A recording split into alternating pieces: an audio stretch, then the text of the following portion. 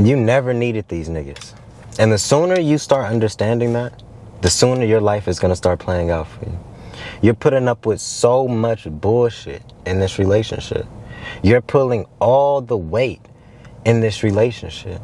The only reason why this relationship still exists is because you are the backbone of the shit. If it wasn't for you and your energy, you guys would have damn near went fucking homeless. This dynamic isn't fucking normal. See, I want to break down the headspace of an insecure man for y'all real quick. Because I think y'all be getting twisted and confused. Like, oh my God, he's just going through something. And no. Like, let me fill you guys in on the headspace of these insecure motherfuckers that you guys are dealing with, right? They're sitting at home all day, smoking, drinking, playing video games, talking to their homies, beating their dick off, whatever the case may be, eating your food. You understand me? Not doing anything productive. They can't keep a job. They're always leaving a job, talking about they're not treating me right. I deserve better than this. I deserve more than this. While meanwhile, they aren't putting no steps in real life to get themselves to the level that they're saying that they deserve to be at. They just feel as if they deserve to be somewhere. And then they carry this subtle resentment and this subtle anger towards the fucking world for them not being where they want to be in life versus them looking at themselves and acknowledging that they're the reason why they're not where they want to be at. So they're going to sit at home and they're going to dwell and they're going to complain and they're going to start projecting. They're going to start making you insecure. They're going to start telling you shit about how you look, how you talk, the places you go to, even down to how you spend your money. Why? Because he doesn't have the income to spend his money the same ways. So he doesn't want you viewing yourself as above him. He doesn't want you viewing yourself as, I was funny, like when my girl said, your wings are growing, you're growing wings. He doesn't want you to grow those fucking wings because he views that as you're out. You see, an insecure man isn't going to view the woman that he's dealing with as, she's this empowered woman and she's helping me and giving me a place so I can build and get back on my feet. He's going to sit there and look at you like, damn, I can't do that. So what happens when she does get what she wants? What happens when her body is the way that she likes it? What happens when she does find her style, how she likes to dress, how she needs to eat on a day-to-day basis? What happens when she does get that business going? What happens when she does reach another financial level? She may go get another nigga. She may go find somebody else who can compete, or not even compete, but sit at the level that she's at so she can sink more into her feminine. This type of man is aware of that.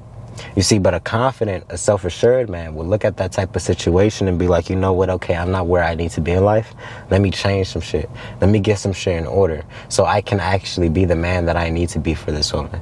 The insecure motherfucker's just going to sit there and he's not going to change shit about himself. He's going to use that as a justification to treat you like shit so you don't ever get to that point because he doesn't want to risk the emotion of losing it. It's very cold, and when dudes are in this insecure ass energy, they lack the ability to think logically sometimes. 1 + 1 = 2. You get what I'm saying? And that's why you guys be giving them opportunities. You guys be giving them jobs sometimes. You guys be giving them so much time to fix things. And then the time passes and nothing is done because they sat there and tried to mastermind a way to go to 0 to $1 million besides trying to figure out how to pull their first $1,000 in. And since they handicapped themselves with such an unrealistic goal so soon, nothing got done. And meanwhile, you're sitting there supporting him and he's like, babe, no, I'm trying. I just need a little bit more time. No. Actionable steps. You need to start holding these type of niggas accountable because by you sitting there and forgiving this motherfucker, and by you sitting here giving this person everything that they want, not putting them in a position where they have no responsibilities either inside and outside of the relationship, you're damn near enabling the nigga. You're like being a mom. You feel me? They're putting food on the table. You're making sure a roof's over his head. You're emotionally there for him. He doesn't have to do anything. He doesn't have to get a job. You get what I'm saying? It's just like you're not holding him to the caliber of a man. You need to hold him to a way higher caliber. And if he actually loves you, and if he has that deep core man inside of him too, he's going to appreciate you holding him to a standard that he knows damn well he can be getting to. If he knows that he's able to get to that level and you hold him to that level, he's going to appreciate the fact that you saw some shit in him that he didn't, and he's going to fucking stand on his 2 feet and he's going to make it happen. Insecure or not, there's going to be a new profound confidence that comes out of his ass, because he wasn't truly confident. He wasn't truly insecure. He just didn't see himself yet. Which is sounds crazy enough, because that's the thing with most people, right? If most people just see themselves, they would be able to change a lot of things.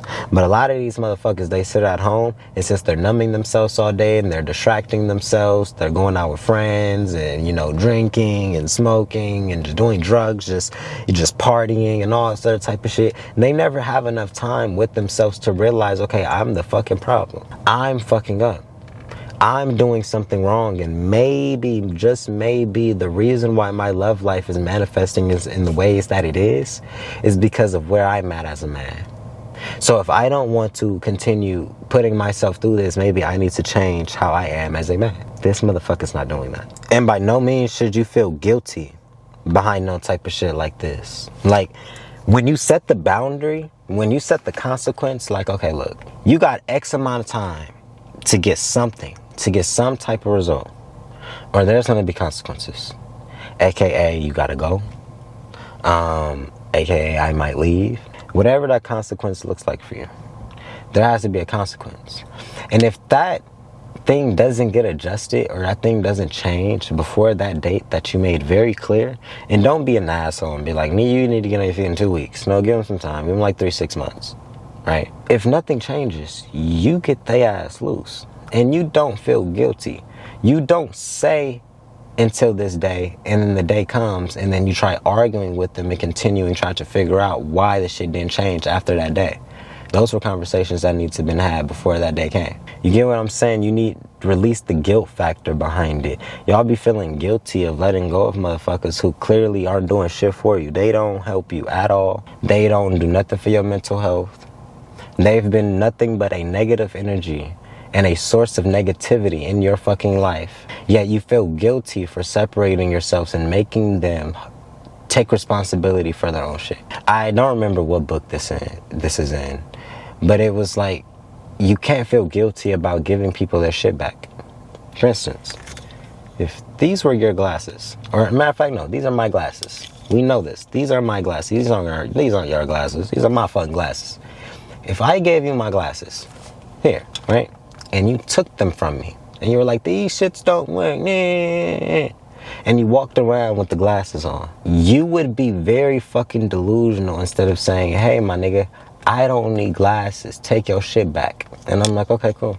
My fault, right? But you'll feel guilty for giving the glasses back because you think that me giving it to you was more important than the fact that it was not meant for you. You cannot feel guilty about giving shit that was not yours back. It would be different if you were trying to project some shit onto somebody like, I don't like these glasses anymore. You take them. Instead of just throwing them in the trash, I just give them to you. And then you're sitting there like, what the fuck? I don't want this. I don't need this. What am I supposed to do with this? That would be a different situation. These weren't your glasses, so you giving them back. You get what I'm saying? I just think you guys hold on to shit a lot more than you need to. Once you start seeing a nigga isn't compatible with you, and the ways that he's acting isn't what you necessarily want, and how you see your life playing out, you communicate, right? Because there's levels to this. There's steps. Most of the women that I've talked to have surpassed all these steps already. But you communicate. If you guys' communication between each other don't work, you bring in outside help, like a marriage counselor, a therapist, something like that. If that doesn't work, then you remove yourself. And when you remove yourself, you keep that boundary there, because the reason why you removed yourself in the first place is because you're on the verge of losing yourself. You don't have to hold on to motherfuckers once you notice that something's not working. Don't stagnate. You guys' relationships shouldn't be stagnating. If it's stagnating, that's because one or two people is allowing it to stagnate. And if somebody is willingly stagnating it, that's the problem. That's why I say the first 2 steps is usually communicate, then bring in outside help. But there'd be some people I talk to be like, man, we tried to do marriage counseling. We got to the marriage counseling thing and I was the only one there. Right. So that shows you a lot about the type of character that this person is, and why would you continue going forward trying to make amends when they can't even hold themselves accountable to commit to something as simple as a therapy session that with the intent of bettering the relationship? Why would you flake out on something that would make the relationship better when we're actively suffering within the relationship? You know what I'm saying? Like you can, there's subtle ways that you can test and see things as it goes along. You know, if you're dealing with somebody with a heart, an actual man, somebody with integrity who takes accountability, if you're really saying some shit that's bothering you and you're like, you know what, I just don't think I know how to communicate this right. Can we go get some help? Can we go get some therapy? And the nigga says no, you need to run, because there's a lack of accountability. There's a lack of empathy. There's a lack of a lot of shit going on right there. So I love you guys. I love you guys. I love you guys. If you guys need to book a one-on-one call, always remember, that's down in the description for you guys, man. I've been working with women every single day. And crazy enough, I've had amazing reviews. Most of the people that I work with, I reach back out to. And I've always get like good, you know, responses and, you know, testimonials and stuff like that. It's actually been very healing. I actually heard a lot of people talk about things like they've been with certain therapists for years, and that therapist never gave them the information or got as deep as they necessarily could have, you know? So I do believe spiritual healing is a real thing, and I do believe that it's something that you would benefit from if you think that you're somebody who is gravitating towards my videos, right? And I apologize if y'all hear that yapping dog behind, you know, outside. I'm at the park right now. But yeah, man, I do love y'all. I do love y'all. I do love y'all. Please take it easy. And I'm going to talk to y'all soon. Love y'all.